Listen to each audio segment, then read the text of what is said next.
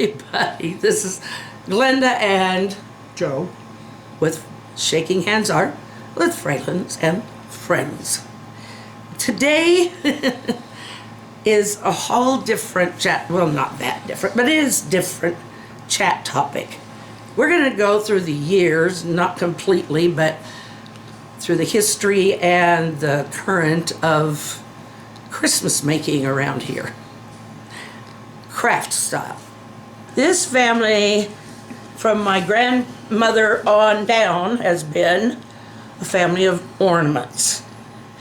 And this is the kind of ornament my grandmother Miller used to make. And she started out, I think, with a little yarn open, Santa, that you'd squeeze it open, there was a little kiss inside, one of those Hershey Kisses.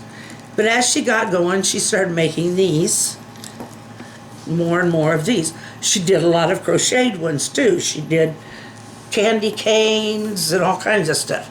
Now, then it was picked up by, after she passed or was unable to do it, my aunts and also my dad and our family started making. I'm not sure if this came from Grandma or if it was one that the aunts made, but it's an example of it just kept going through the generations. This is one. Now that's our oldest daughter when she was young. I think she was about 12 maybe in that one. You have to pull your arm back a little bit. Oh, okay. There. These were made, these ones like this, and they made them every year, were from our great Aunt Helen and Aunt Elsie. They were my grandmother's sisters. So there were several families to claim them because she had several sisters and a brother. But they were just so neat. They would make these little frames, and on the other side was a mirror every year. So that's kind of how it was. How it is, well, what's this one, Joe? What's that one? With a bell. It's not a bell. It's a bell that I turned into an angel. Bring it back a little bit. You're getting in the glare. Oh, I am? Yeah. Oh, sorry. Okay. Yeah, this is laminated. So it is made of paper, but it's laminated. So that year, I made a lot of these little bells, and then they have their names on them. Let's see. Is this yours or mine? No, they don't have names. No, we didn't put names on them.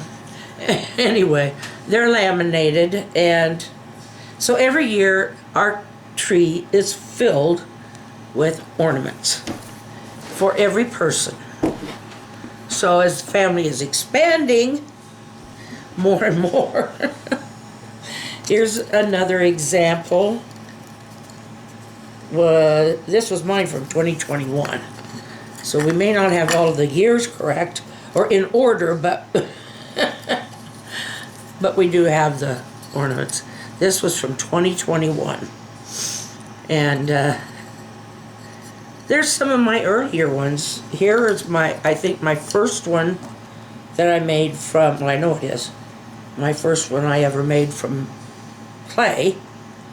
And I must have used a different kind of gloss, because the kind of gloss that you sprayed on or use out in the shop for wood does not dry like this. So I must have made that out of, or used a clay kind of. That clear paint is what it was. Clear paint? Wasn't Oh, it? maybe. It could be. Clear gloss or satin paint. Okay, here is one that we did in 2020. We're going a little backwards, but it's a piece of holly. Or Piece of wood. A piece of wood painted with giving me trouble on both sides. And this one, yeah, I said 2020. So this one was one we made then. And this one we made a couple years ago. This was mine. And then we put the little gold stars on each. No, just the one side. We put the little gold stars on them. That has a year on the other side. Yeah, I know. 22. Oh, this was 2022, so I've got them inside out. I did 21, then 20, now I'm doing 22. Joe bought these. They were already made. Yeah. I And- got them at the Dollar Tree. Did you? Okay. And then we painted them and put names on them and stars and then the year on the other side. So, but those didn't get taken home. Nobody took them off the tree. So they are going to go home with them this year. And let's see. Last year. This was 2023. Everybody got the penguins. And they did take their penguins home. Because we put them in their stockings. So, and Joe made most of these. He made, Not all of them. oh, not all of them, but most of them. He had a better, neck added. But anyway, yeah, these were from last year. Now Joe made all of them this year, and he made the bells like that. We don't have them, but anyway, they will go in their stockings because there just isn't enough room on the tree for everything. So that gets us up to date on that. But we've also made presentations or things to decorate. And so I'm gonna pull some stuff closer.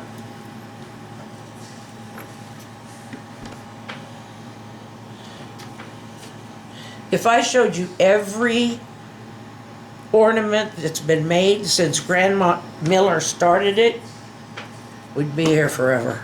Yeah. Okay. We made I was going to set this out for Thanksgiving, but forgot. This is our, I don't know if you know what it is from your country, but it's a cornucopia, which is also called a horn of plenty, meaning that it's a celebration of all the produce and stuff that we have throughout the spring and summer and fall, and then this represents the plenty of the year. And so this, see, we've got cucumbers, green beans, I'm not sure what all of them are anymore. Carrots. Carrots, yes. Joe painted the carrots. And let's see, there's an orange. Now don't go by size. They are not to size. There's a banana and an apple. That must be a tomato. Right. That's a pumpkin. Yeah, here's a jalapeno pepper. Joe wanted to make one of those. Sure it ain't a cucumber? No, the cucumbers are in Yeah. right there. And you can tell because of the little stripes down the sides. Anyway, What's that thing? that is an avocado. Oh. We don't have avocados here. We'd have to grow them inside because, well, I suppose we could try them in a garden, see You if get they them in grow. stores. Yeah, we get them in stores, but we don't really eat. I tried making guacamole once. I put too much garlic in it. And this is the pumpkin. It's bigger. It's not 3 times as big as some of these others. And okay, I made this last year. There are other parts of it, but this is all I brought out because it's quite a bit. But this is the baby Jesus in his manger. There's his face. And then there is Joseph and Mary and the angel. There is a sheep. There is a sheep. There's a shepherd. I don't know if I made any of the wise men or not, but anyway, this is the nativity scene that I made, part of it. What is it? That's Joseph. Oh. This is Mary. Mary's sitting on a bale. That's why she Is that looks why like. it looks funny? Yes, and I was sorry I did I thought that. she was sitting on a horse or something. I didn't- No. I was disappointed in myself after it didn't look so good. But I keep it hidden behind baby Jesus. Okay. And then there is the angel that oversaw everything. I don't know if you can see her very well. She's back here. Oh, I knocked everything else over. There she is. All right, now poor baby Jesus fell out of his manger again. Probably crying. Probably. And Mary's there to soothe him. Give him his pacifier. They didn't have him back then. No. It was a thumb. You stick your thumb in his mouth. Or stick his thumb in your mouth. In his mouth. I'm sure he did all of that. And this year, you know what we made. Eggnog. We made Eggnog the gnome. And we all just love him. I know a couple of you have said you're going to go make him yourself, so that's just thrilling. And send me a picture in my email. And I have got a post office box, or we do, that we need to get some letters or something in, or else we're going to have to let it go because it's costing us money. And how long have we had it? A couple of years now. Couple of years. All we've ever got in it is flyers from junk mail. Junk mail. So, GK Fralin, Box 124. P.O. Box 124, Wymore, Nebraska 68466. He knows because he set it up and he's the one who goes down and pays for it. Yeah. And it's, $84 a year. yeah, anyway. Most of the time that wouldn't seem like so much, but when it stays vacant for that long. Oh, well.